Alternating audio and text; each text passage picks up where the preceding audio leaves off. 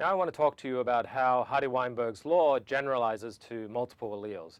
So of course, if you consider a single nucleotide polymorphism, there's 4 possible alleles. You could either have an A, a C, a T, or a G at any given locus in the genome.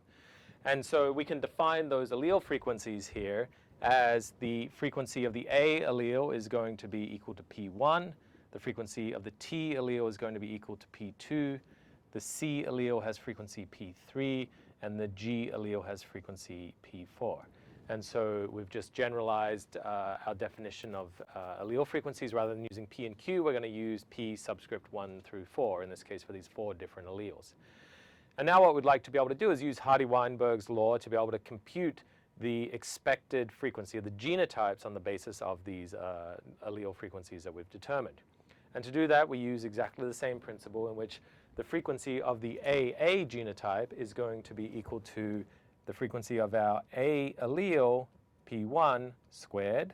Similarly, the TT genotype will be P2 squared. The CC genotype will be P3 squared. And the GG genotype is P4 squared. And so those are just the allele frequencies for each of those individual alleles squared when we're computing the expected frequency of the homozygous genotypes. Similarly, as with the 2 allele case, when we're computing the frequency of the heterozygotes, we simply consider the frequency of each of the individual alleles. So for the AT genotype, it's going to be P1 multiplied by P2. And as we saw in the 2 allele locus, there are 2 ways to generate that genotype, and so we multiply it by 2. Similarly, the AC locus is going to be P1 multiplied by P3, and there's 2 ways to do that.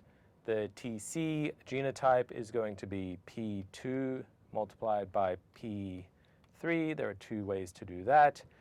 The AG locus is going to be P1 times P4. There's 2 ways to do that, and the same logic holds for the rest of the heterozygous genotypes here.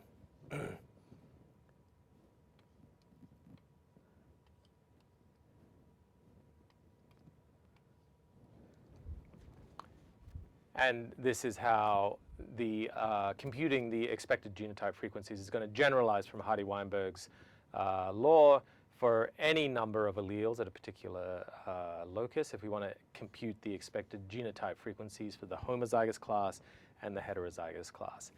And what's important here now, of course, is that if we add up all those genotypes, since they are all the possible genotypes that can occur in the population. So let's do that now. I'll get rid of these allele frequencies here. And if we add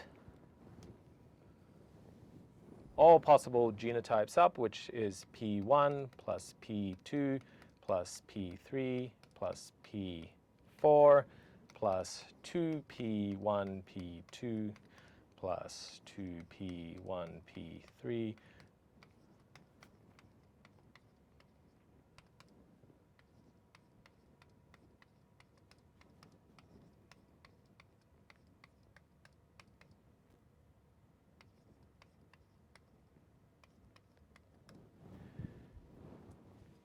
These are all the possible genotypes that can occur in the population, and so if we add up the sum of all their allele frequencies, then that must be equal to 1, and then we know that we've done everything correctly.